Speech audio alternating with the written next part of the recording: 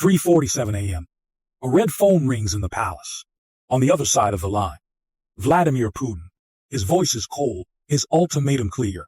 You have 48 hours to choose submission or defiance. What happened next would shake Africa and the world.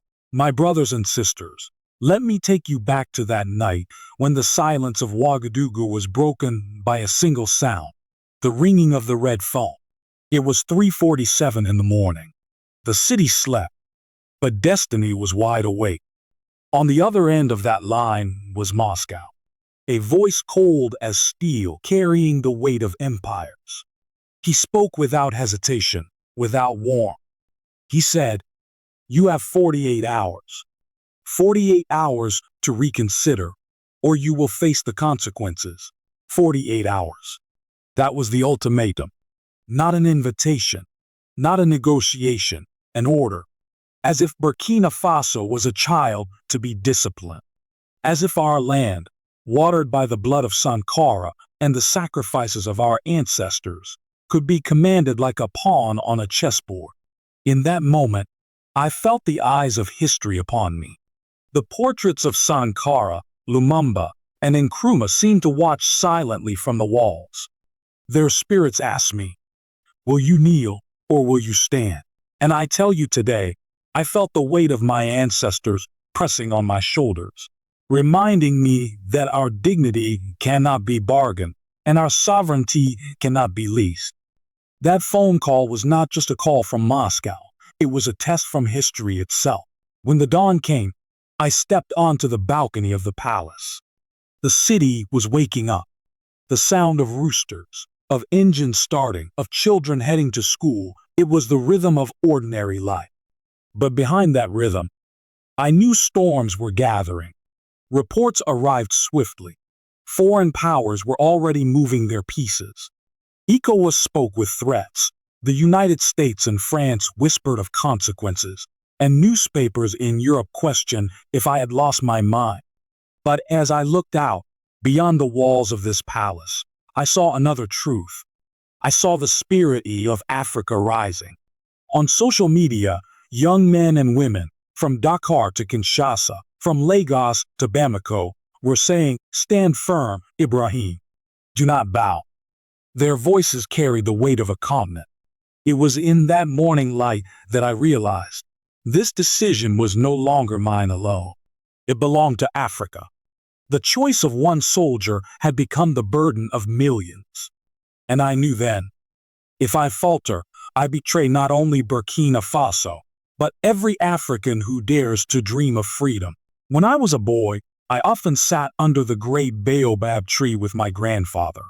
Its roots were deep, its shade eternal, like the memory of our ancestors watching over us.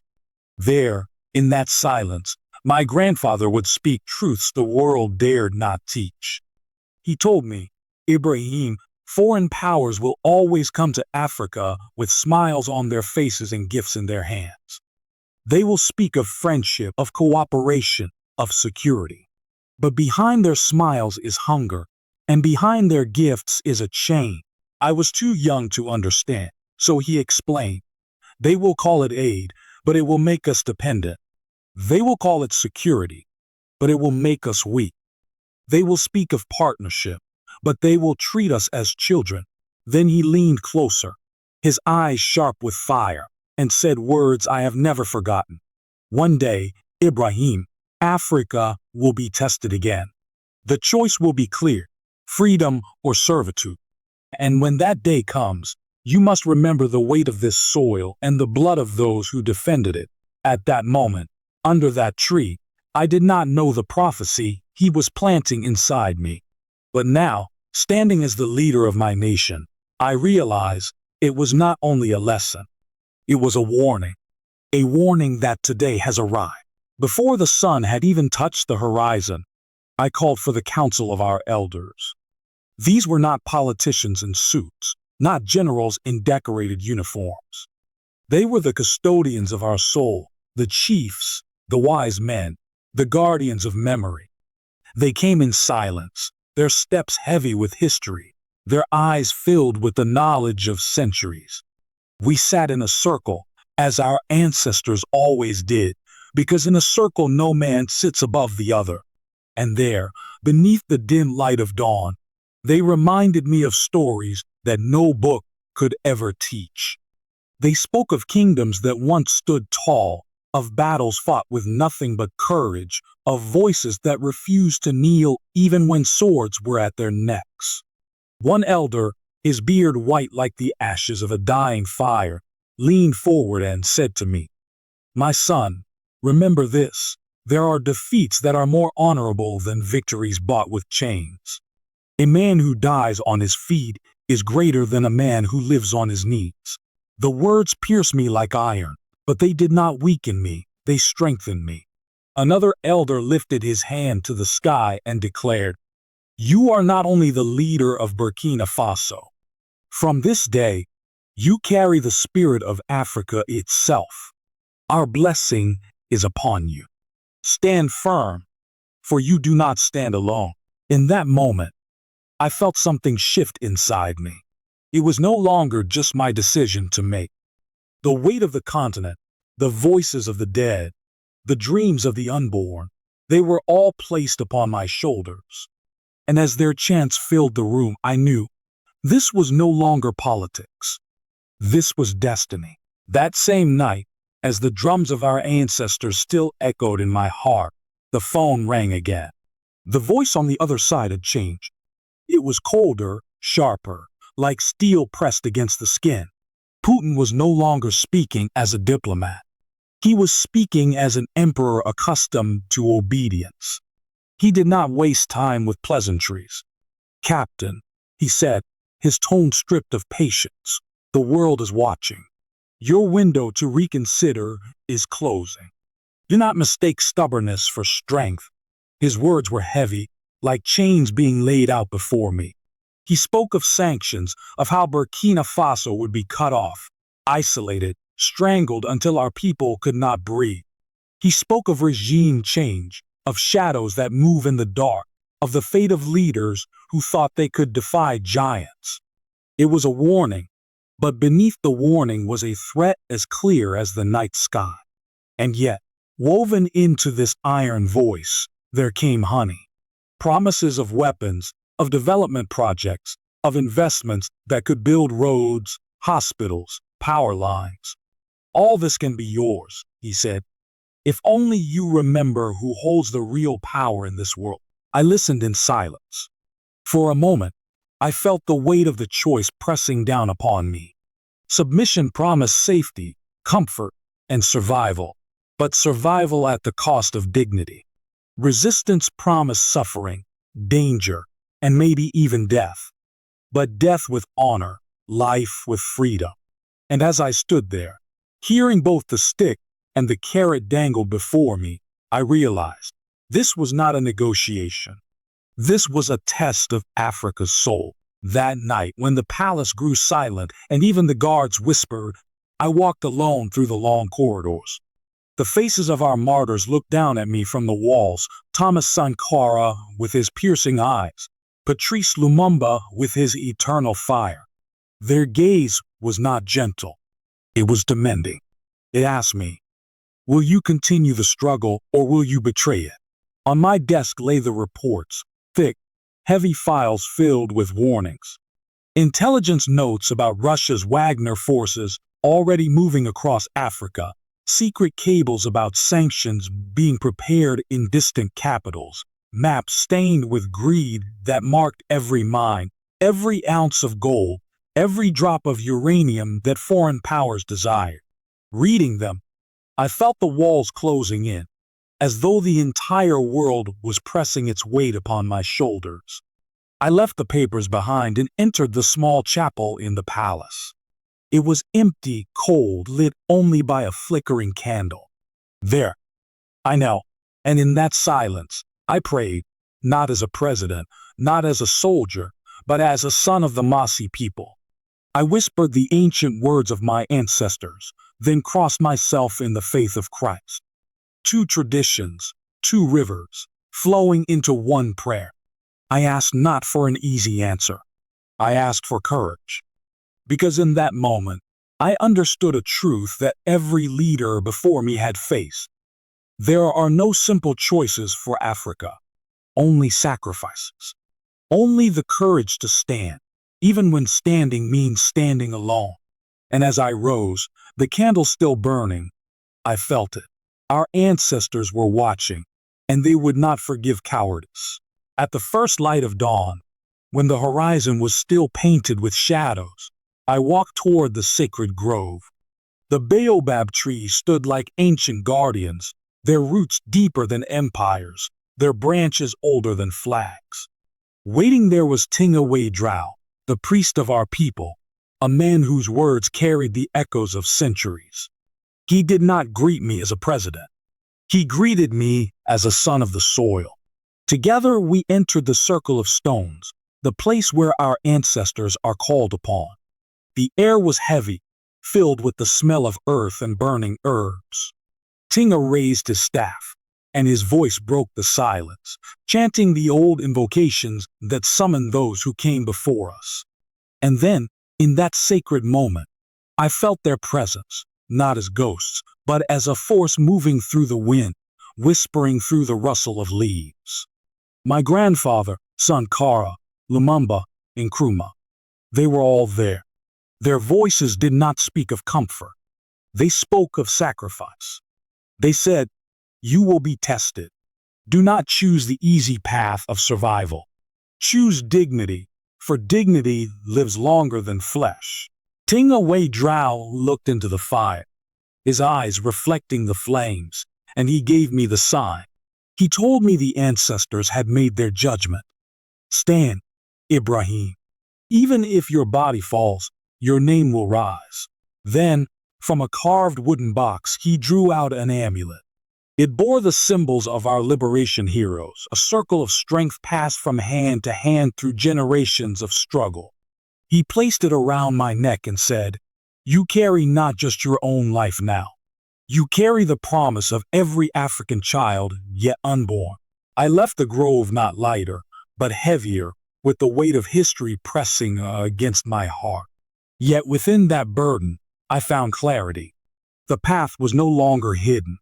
It was dangerous, yes, but it was righteous. When the sun rose that morning, I discovered that our struggle was no longer only ours. The entire world was watching. Screens from New York to Paris, from Doha to Johannesburg, carried my name, my face, our decision. CNN called it a crisis. BBC called it a gamble. France 24 said I was playing with fire. Al Jazeera asked if a new Africa was being born. RT said I had defied the empire. But I tell you, brothers and sisters, these were not just headlines. They were battles of perception. Each word they chose was a weapon. Each image they broadcast was meant to shape how the world should see us. Some tried to paint me reckless. Others tried to call me dangerous. Yet none of them asked the question that mattered most. What do the people of Africa want for themselves? And while the powerful argued on their television screens, a different voice rose from the streets of Africa. Young men and women, from Lagos to Dakar, from Kinshasa to Nairobi, lifted their phones like torches in the night. Hashtags flooded the digital space, words of defiance, words of pride. They said, "If Burkina Faso stands, Africa stands with her."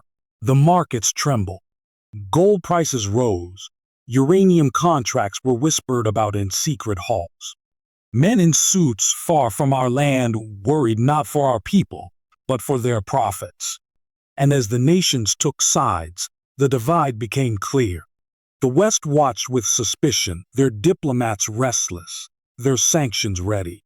China sat in silence, waiting for the winds to settle. But Africa's heartbeat was loud, steady, and proud.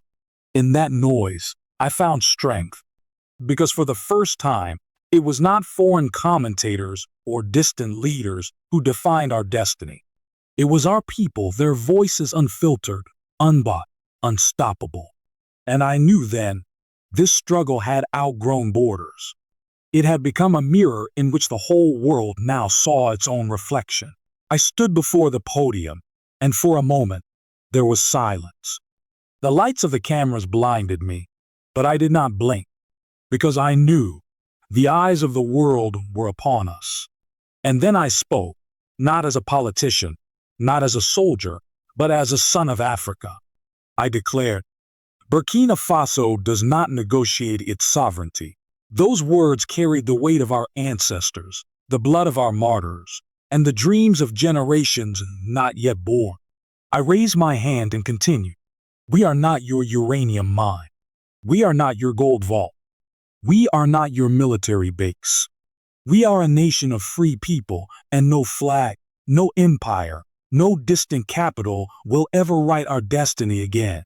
The hall erupted, some with applause, others with gasps. The people in the crowd, the students, the farmers, the mothers holding their children, they stood and roared, their voices shaking the air like thunder. And beyond our borders, I knew the world was listening.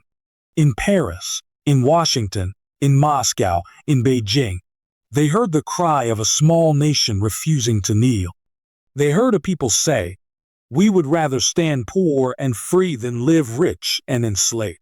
That day, our words were not just heard, they were felt. Because the truth, when spoken with courage, travels farther than bullets, stronger than armies, deeper than gold. And as I looked out at the sea of faces before me, I knew we had crossed a line from which there was no return. Burkina Faso had declared itself not a pawn, not a colony, not a shadow, but a beacon. And the world, whether it liked it or not, would never see us the same again. When my words echoed across the podium, I knew they would not remain within the walls of Ouagadougou. They flew across continents like fire carried by the wind. In Moscow, anger burned. Sanctions were announced overnight. Veiled threats poured in, and whispers of destabilization filled the air. The bear had shown its claws. In Paris and Washington, alarm bells rang. Advisors huddled in late-night rooms, debating how to contain what they now call the Burkina risk. They feared not our weapons, but our example. Because if one small nation could stand, then others might rise. In Beijing, silence spoke louder than words. They moved carefully, neither condemning nor supporting, watching the shifting sands, preparing their own quiet maneuvers. But in Africa, something awakened. In Dakar, in Lagos, in Kinshasa, in Nairobi, young men and women flooded the streets. They carried banners not of Burkina Faso, but of dignity. They chanted my words as if they were their own. We are not your mine. We are not your base. We are free. Protests shook colonial statues. Songs of liberation rose again. And solidarity spread faster than any sanction could bite. For the first time in decades, African voices across borders spoke as one. And the African Union, long silent, long hesitant, could no longer look away. They were forced to gather, forced to place the question of sovereignty back on their table. Not as a whisper, but as a demand. The aftershocks of our stand were not measured in markets or currencies. They were measured in hearts, the hearts of millions who felt, perhaps for the first time in their lives, that Africa was stirring from its long sleep. And I understood then. The speech I gave was not just mine. It belonged to a continent. It was not the end of a fight. It was the beginning. Months have passed since that night when the red phone rang, since the world tried to bend us beneath its weight. And yet, Burkina still stands. They said sanctions would break us. They said isolation would bury us. But we learned to live with less, and in doing so, we discovered how much strength we already carried within. Our markets shifted. Our farmers worked the soil with pride, and our soldiers defended not just borders, but dignity. And something greater was born. Burkina Faso became more than a nation. It became a symbol. A small country with no empire, no wealth compared to giants, yet we defied them and survive. Across Africa, young leaders watched. They studied our struggle. They whispered to themselves, if Burkina can do it, why not us? And from universities to parliaments, from villages to city squares, a new fire began to glow. This was not about me, nor about a single government. It was about an idea, the idea that independence is not given in treaties, but lived in sacrifice. That sovereignty is not a slogan, but a daily act of courage. The legacy of defiance was not carved into monuments of stone. It was etched into the hearts of the young, those who now dream of an Africa standing tall, not begging, not bending, but walking its own path. And as I look at the flag of Burkina Faso fluttering in the wind, I know the struggle is far from over. But I also know this. The seed has been planted, and seeds, once planted, have only one destiny: to grow.